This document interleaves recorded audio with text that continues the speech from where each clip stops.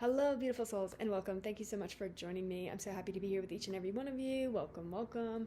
I just wanted to come on here and talk to you guys a little bit about my experience on my last day in Egypt. I am going to just focus on that day, and I will go through other days as well throughout different videos, but that was a very specific day that was very profound. So on 8/31, yeah, it was 8:31. It was a Thursday last week. I got up at 7 o'clock in the morning. I had to stay in Cairo because I flew out of Cairo to get home. And so I had 2 days in Cairo. And so Thursday at 7 o'clock, I got into a taxi, into a car, and went down to the pyramids. I went the Sphinx way this time. And so you can go the Great Pyramid way or you can go the Sphinx way, ticket box or whatever. So I got dropped off at the Sphinx way this time. Nobody was there. There was like a handful of people in line. And I walked in there and immediately, like, I went straight to the Sphinx and kind of walked around. There were nobody haggling you, nobody bothering you. Like, it was, if you go super early, like, it's so peaceful. So the whole land was just like bare because all the people went to the pyramids. And so I went the Sphinx way and wanted to connect into the Sphinx. Well, on this trip for me, every site that I've gone to visit, intuitively I knew exactly where to go. So if there was like a little prayer ceremony room that from the ancient times where they would pray or they would have ceremonies, that's where I was guided and led to. And so every site that I went to in Luxor throughout that whole month or any other time, it was like I was led right to the prayer room or the ceremony room. And no different here. I went straight to this little prayer room off to the side, and there were two guards over here, so I had to kind of walk back, which they don't care, but they will kind of bug you until you like give them some tip or something like that. And I wanted to see the rest of the layout, and then I was going to come back to that. Well, as I was walking, one of the guards, he was actually security, like legit security, not just somebody walking around trying to get something from you. Worked there for like 15 years. And we started chatting a minute, and there were like these beams in the temple of the Sphinx. That's where I was kind of meandering around, and these huge poles or beams, I guess you would call them, throughout, and the sun kind of shining down through. So beautiful. And he was like, "Come here, let me show you." And so and let me just back that up. Every guard or guide or security or person, these beautiful Egyptian people, my guides like Osiris or Anubis or Jesus or somebody would literally embody these guards, and like they embody their own higher self. Like, these people are super connected. And so he literally took me over in one of these beautiful beams, and he was like, "Here, just stay here for a minute." And so I sat there for a minute with my shoulders back to this beam, and it was like looking towards like a back wall. And so I sat there for 10 minutes, and I started like, I could feel the energy of love from God just pouring down on me. And this has happened throughout the trip, but this one was very significant because I didn't want to come home. I wanted to stay longer. I wanted to live there. I do want to live there, very much so. But I just felt this energy of like, I don't want to go home. I think because I was, it's fearful to come back here and like get back into the same routine of life, and so I've made it very clearly to myself, we're not doing the same thing we were doing before. So everything is shifted now. But as I sat there for that 10 minutes, it was like being completely just activated, powerful energies pouring in, tears running down my face. And he literally left me alone, and 10 minutes later, here he comes, and he's like, "Okay, now stand here." And then he put me in a different like position, put my head towards the beam, and sit there for a minute. And we sat and talked for a minute after that. And then I got down in like cross-legged, sat on the ground. He was like, "Now sit here for a moment." And he would just walk away, and I mean, Spirit and all of my guides would just come in and start activating and bringing in this very powerful energy. And by the end of the time, he came back in and he sat on the ground with me, and he was like, "I can see something here, like within you." And he started telling me about his awakening years and years and years ago. He was like talking to me about how he went to the Great Pyramid and he works there. Like, they get to rotate out different sites, and so he was working there, and he went down into the chamber of the king's chamber, and he sat there where the sarcophagus is like right here. So he sat on the wall with his back up against there, and he told me about how Osiris came in and was completely activating him. And it was so cool to hear his story, because I thought, these people are connected, guys. Like, they are on it. Like, they may look like, oh, they're just Egyptian people, like they don't have much, they don't have whatever, but let me tell you something. They got more than we will ever have here in America. They got energies that are worth more than billions, heart connected, everything. Like, they got it going on there. And so we did that activation there, and then we went out, and he sat with me as I was checking out the Sphinx, and I was talking to him, because if you get to know people, then you start learning the ins and outs of the sites and the secret passageways and all of this stuff. If you just be kind and be nice and you talk to them like they're humans. And me and him, there's definitely an ancient old connection there. Like, he literally was embodying his master self from, like, not even Egyptian times, even times before that, which is, for the whole trip, that's what I was really connecting into. I was connecting into Isis and all of the guides from Egypt, but I was also connecting into my ancient roots, like star being roots from before Egypt was Egypt. And it was super powerful. And in the hieroglyphs, like, I had so many downloads from these star beings that I do want to go over with you guys soon.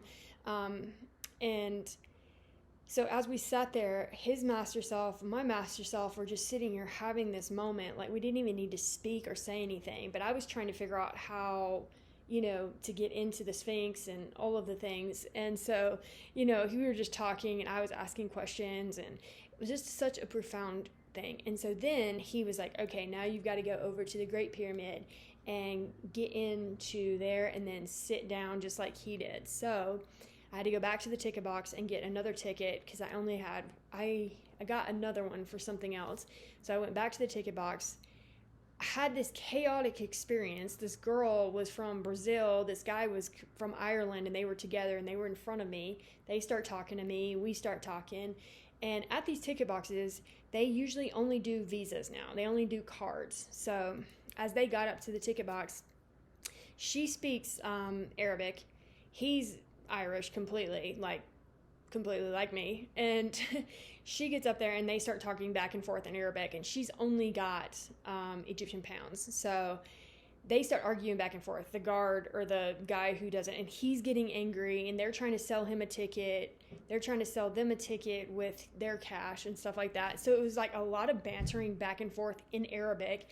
Her boyfriend's sitting here looking at me, and I'm like, it's okay, don't worry. Like, that's just how it is, And so I ended up paying for their tickets, and it was like $2,000 in Egyptian pounds, which it's not supposed to be. He charged me like $2,000. It was only supposed to be like $1,000, like $60.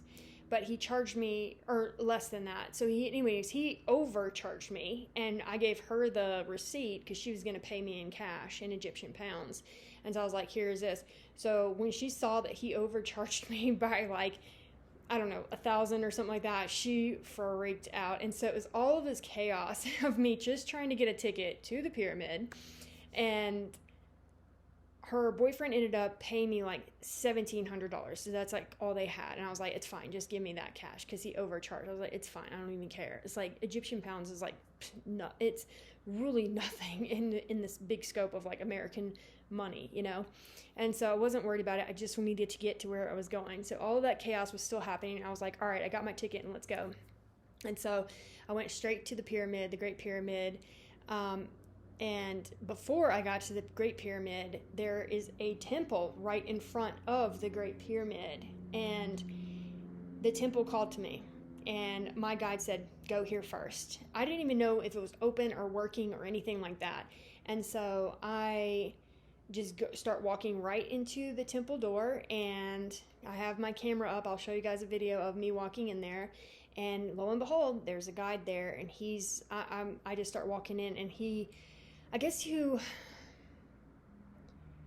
I can't remember if you needed a ticket for there or not. Honestly, when I didn't have a ticket, some people would, like, the guards would look at me, I would look at the guards, and they would just know, and they would, okay, let's take you back here. It's kind of like, I thought, oh gosh, it's probably just I'm a female or whatever. But in all essence, I know it was a heart coherence between me and the guards and me and that, because they didn't want that from me. They didn't want money from me. They were just like, all right, you got to go here, and just like completely embodied spirit. Like, if I could tell you guys like how profound this trip was and how everything was completely timed divinely, it's unreal to me. And so I felt very secure and good with whatever was going on. I was just like, all right, God, you got this. And so he was like, let me show you this. And so he took me back to this other temple place where the priest would, where they did like the mummifications and all of the things. And this priest, he met me spiritually, and the guard took me back into this space, and I have pictures of it as well. It's like these doorways. They look like different multi-dimensional doorways. And so I stood up there, put my head up against there, got the download and the activation, and it just came rushing all back into my mind, my body, and my spirit. And I did my work there, and then when he came back, I said, can I pray for a minute? Prayer of gratitude and all of the things. And so then I sat down in this like doorway, and it's not a doorway. It's like literally carved out, and it looks like it's got like layers and layers and layers. And so I sat there with my head and my back up against there like that, and I just started praying and being in gratitude and being grateful. And that's really how I connect in with my guides, is when I'm in that very powerful state of gratitude. That's when everything that's how I start to receive energy and information, when I'm in that very high state of frequency, because that's when I know that I'm only connecting to God source, the energy of God, of source. And so I was doing that and just sitting there with my hands out like this, and started to receive and receive and receive. And once I always say I'm going to pray, but I pray in gratitude, but then I receive, if you will. So it's like you can go and you can pray and you can, be, I need this or I want that or whatever it is. But to me, I just go in gratitude, and the energies of the God source grant me what I need, what I want, and what I'm ready to receive. And so when my heart is full and open and expanded, and I go with an open heart to receive, and I am in gratitude and in honor of that God source that resides with me and within you, and then you just sit and you receive, and you allow yourself to connect into that energy, and you be at one with that, and you receive whatever is ready for you. And so that's what I was doing throughout the entire trip. I was receiving. I'd say I'm going to pray, and I would always pray in gratitude, but I was receiving. And that's what this trip was about for me, receiving. After all of the years of all of the work that I have done, every single day of initiations, the profound shifts, the ups, the downs, the body, the transformation that has happened mentally, physically, emotionally, and spiritually, all of the work we've done, the inner worlds, the interdimensionals. I can't even explain everything that has been happening over all these years, but it's like, now is your time to receive and to be, and to allow us to give to you what you have shown up and given to us. You've been a vessel for us to work through you. Receive.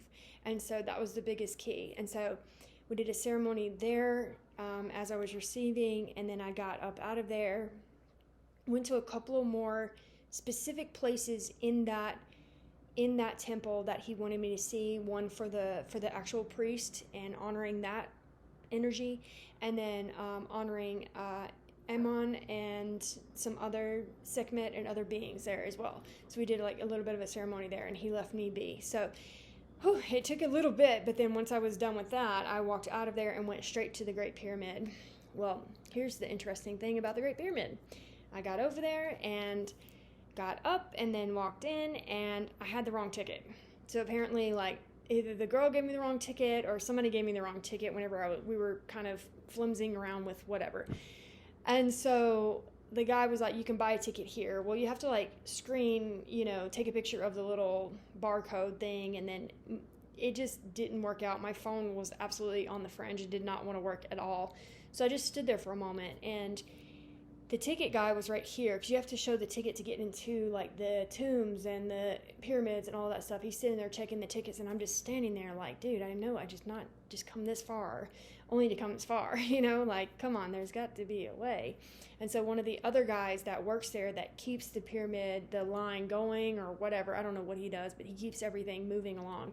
And I was like, is there any way I can give you some money to get me in there, or to let me go in there? He said, no, I can't do that. And he knew, like, we had a connection. We knew, he looked in my eyes. He knew that I needed to be in there.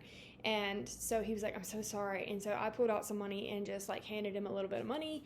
And he was like, you can't go upstairs, but you can go here. And so he was letting me go into the pyramid, but not all the way in to where the sarcophagus was, which was kind of frustrating, but I wasn't frustrated, if you will. Like, I just held my composure, and I was like, you know what, if I'm not meant to be in there, I'm just not meant to be in there this time. It's fine. Like, I've had so many things going on, like, it's fine.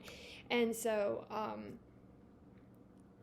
just stood there for a little bit longer, and he was like, don't go upstairs. I was like, I'm not, I promise I won't do anything. And so, I'm not going anywhere. Apparently, probably people have done that, where if he's been nice or something. So he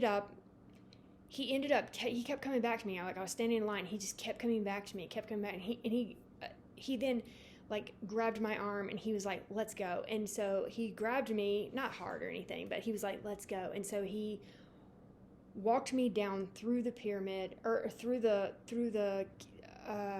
hallway, cave, whatever you want to call it.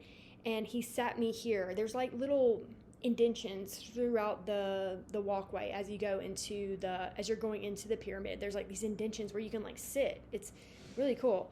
And so he took me to one spot, and he was like, here, stay here. And it was like passing through the line, and people were like, what's going on here? And he sat me there for a minute, and I was just so appreciative of anything, because I would have had to walk back all the way back to the ticket office, which would have taken me, some time, get back in line, do all the things. So I was like just thankful for anything that he could do for me. And so I sat in that indention, I just went straight into complete like meditative mode with all of my guides, and I just sat there just like this, and I was up against the pyramid in there, and I just put myself in the sarcophagus, in the place, in the space, by locating. We do this all the time here, right? And so I just sat there for a moment. I could see Osiris, I could see all of the beings coming in, and then as I was getting into that deep meditative state, he comes up again, grabs my arm, and we go even further past through the line, and people were like, oh, who is she, blah blah blah, like, and we walked straight past like a bunch of people, and then there was this huge indention like in the cave wall, and he was like, here. And so I had to kind of sit up, and then my whole back aligned to the wall, and my head had the wall almost like came right around my head. It was really bizarre. It was like my body would just like fit perfectly in there. So I just sat, and he was like, here, I'll give you like 10 minutes or something like that. And I was like, that's fine.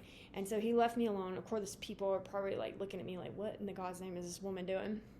And so I just sat here like this, and I did not even care about the people that might have been staring at me. I didn't give a shit. I just thought, this is my chance, like, to do what I need to do. Y'all can look around. And it was funny, because as I was going into that meditative state and like doing what I needed to do in there, by locating and doing what I needed to do, I just sat there for a moment, and then I looked up for a second, and literally all of the people were like here and then here, and there was like this huge space, like, and I get it, I probably look like a weirdo, but they were just like giving me that space to where like the line was like here and the line was here, and like once it moved, it's like one person would move, and it was just such a respect thing that I was just like, man, this is incredible. And probably they thought I was some weirdo. It was like, what is she doing? So anyways, and I went back into the meditative state and sat there for another 10 minutes and allowed myself to be downloaded with the energies and everything that I needed to do, and to be really activated. And once I was done there, it was like I had the ticket for the third pyramid, the smallest one. I call it Spirit. And so I had the actual ticket for the Spirit pyramid, right? And so I was like, it's just meant to be. And honestly, I've thought all of these years that I need to get into that pyramid. So for whatever reason, because I wasn't able to bilocate into that pyramid for some reason. I can bilocate from here into the Queen's Chamber, the King's Chamber, but I've never been able to get into that spirit chamber. And I'm like, what is the problem here? I guess I've never really tried that hard, but now that I'm thinking about it, I haven't really done much work inside there. The sarcophagus in the Queen and Kings, I go there all of the time. I literally can just think myself and I'm there, and I can feel the energy and the frequency of it. So it's very bizarre, very cool. So anyways, I left out of there, walked around, got myself to I'm going to call it the Spirit Pyramid. I'm not sure the specific name, and I can't think of it right now. Anyway, so I got myself to the Spirit Pyramid, and there were tour buses out there, and I got up and then got down there. And as I was going, I just sat in it's like a small little chamber room, right? And people go in there and they take pictures on this wall and they stand there and they do the little thing. Well, it was like a big tour bus or group, and I sat there's like this rock, slab or whatever, and so I just go down in there and I just sat right on the slab, put my back up against the wall, and I just kind of closed my eyes for a minute just to kind of feel in to the energy. Well, the energy was like super intense. Like I could feel my stomach was kind of knotted up, and I was like, God, what is going on here? Like this energy was really, really, really intense. I didn't feel 100%. Like I felt good because I was at the pyramids, but like my stomach feeling that tense energy, I was like, something's going on here. And so I just kind of allowed myself to relax for a moment, but I couldn't get that energy to relax in my stomach. It was kind of like just knotted up, really bizarre. And so as the last people were done taking pictures and the last people were done, they started to walk out and leave. And then all of a sudden I heard quiet, nothing. Couldn't hear anything. And like everybody had gone and gone up and gone out of the pyramids, and it was just like nothing but silence. And I was like, okay. And so I closed my eyes and I called in my guides, and I was like, all right, just feeling into receiving and just being in the moment. And then I look up directly at that being right on the wall, and I have a picture of it. I am going to post it. It's not alive, it's not active anymore, but I'm going to post it on YouTube so you guys can see what I saw. And sure enough, the devil himself was sitting right there on that wall. And I thought, interesting. Okay. I was like, this is pretty dark. And then I would see visions and things like that. And I saw the visions of like this being like living here, set here, causing chaos.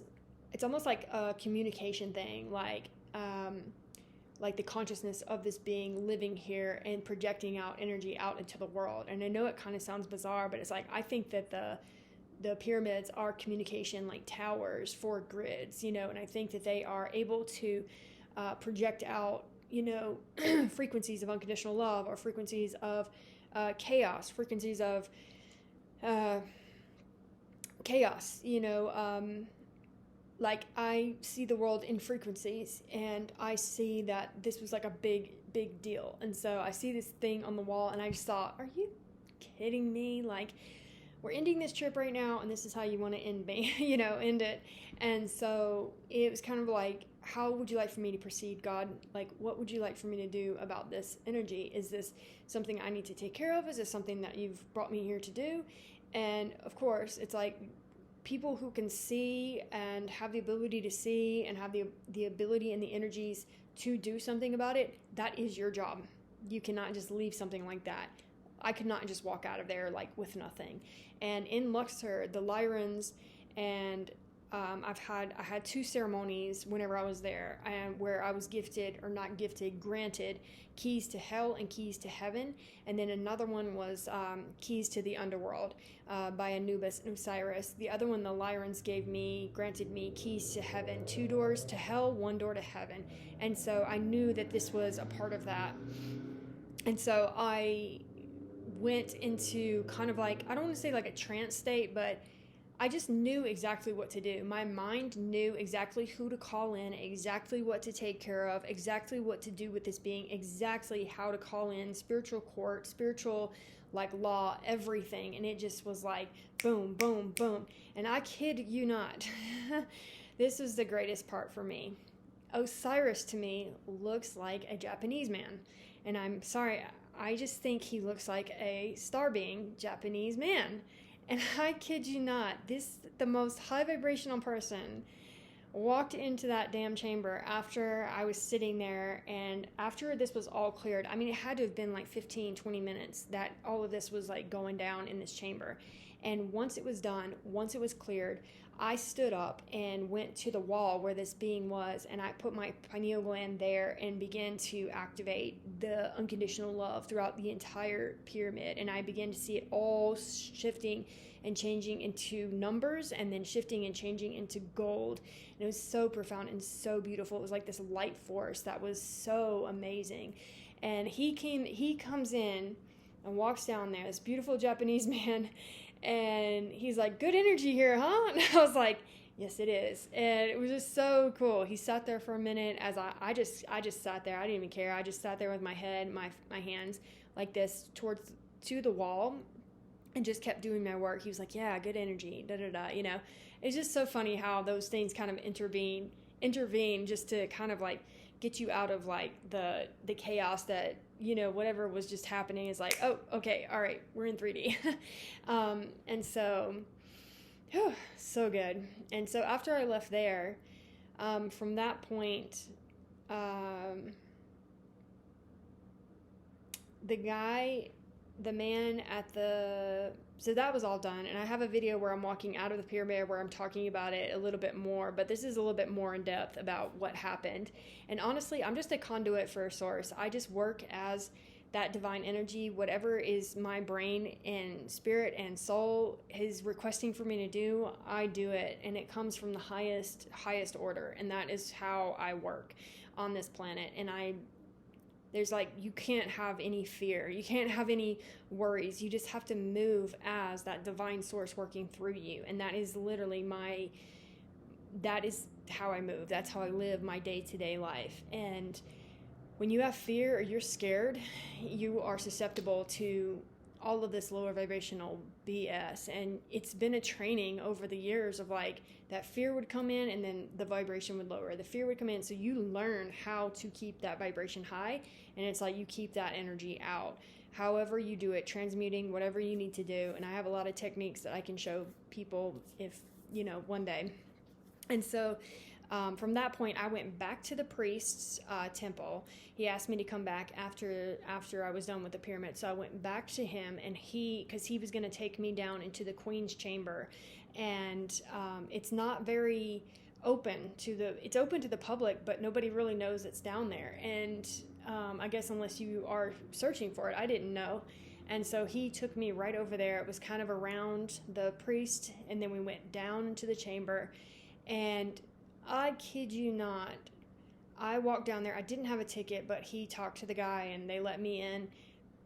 I went down there and he brought me into this room that has this profound sound system in it, if you will. So he's like, it's got these beautiful shimmering cave walls that looks like freaking gold flakes. I mean, I was just like in awe as he was showing me this wall in this room that he was showing me. And I'm sure many people might know about it. I just didn't know about it.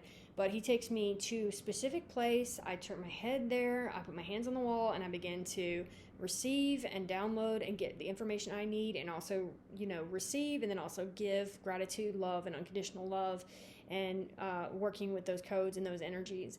And so I went there, and then I went to another spot in this 4-walled room, basically, like down under the ground, basically. I went to the other place, and then I went back over into that corner, and I just sat there and received for about 10 minutes. He was like, "I'll be back in 10 minutes." So I got to be there. Well, I was doing this very low-pitched hum, and it was like, let me see if I can do it. It was just super low. It was like, and I'm talking about lower than that. I mean, it was like, when my chest made any type of a noise, like the slightest little,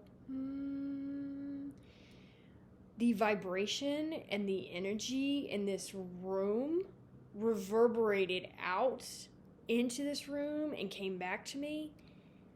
and my heart felt so profound, like it shifted. I was like, whoa. And as I was sitting there humming, I was just doing it. I was holding a very long hum. So I was just like, and I can do it for a while. But as I kept doing it, I heard the music. They had music going up there. Something was happening. I think they were doing repairs up there or something like that. And they all turn it down, and I'm still humming like this slow pitched hum. And I stopped because I was like, oh God, I probably am not supposed to be doing that for whatever reason. They're very particular and protective over everything out there. So I stopped doing it, and then I went back into my energy of receiving and just being in the moment.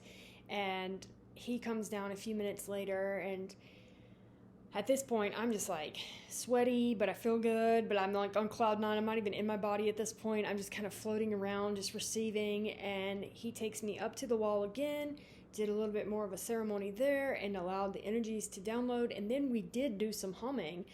I did some humming, or like toning, I guess that's what I should say, toning, and then he did some toning behind me. And to have the female and the masculine tone going at the same time, I was just like, your damn body is just like vibrating, because he knew exactly what tone I was going to do. It was like so profoundly incredible. It's like creating this very masculine, feminine like shift, and I'm like seeing like a portal of energy is what I'm seeing, kind of flowing up and around. That was happening in that room. So that's where they would come and pray. The queen and all of them would come and pray. And it was super profound. And of course the number, like there's numbers on some of the signs and stuff like that. Of course it was 111, you know? So after I left there,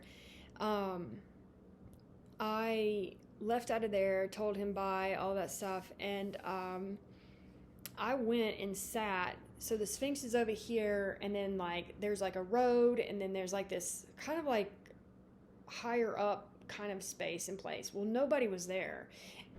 And so I sat there and did like a meditation light language thing that I do have on here. I will share it in probably shorts or something on YouTube. But I just sat there and I looked around, and I was just like, wow, this is incredible. Like, just to be able to sit on that land and think about the ancient times and think about the ancient ones that walked this land was so cool. And then after that, I was pretty much done. I left out of there and walked over towards the Sphinx and left out, and just had a couple of experiences with like some kids, talking to them. You know, it was really cute and really cool to experience that. And then I got a ride back to the airport on cloud nine, feeling like a freaking just spirit all the way. I mean, I think we literally floated home in the car. I don't even think, the guy didn't speak English, and he didn't want to have to even try. So I just thought, I'm just gonna chill and like just look around at everything. And I just thought, wow, we're just blessing these lands everywhere we go. And just very, very profound, cool experience. So that is my experience the last day at the Giza pyramids. And so I hope that you feel into that energy and feel into this love that is being projected to each and every one of you. I'm gonna kind of break up my stories, because I don't want to be too much in one video. So I'm loving you all so much. If you love hearing about my stories, my adventures, please subscribe, like these videos. I'm loving you all so much. I will see you guys later. Bye.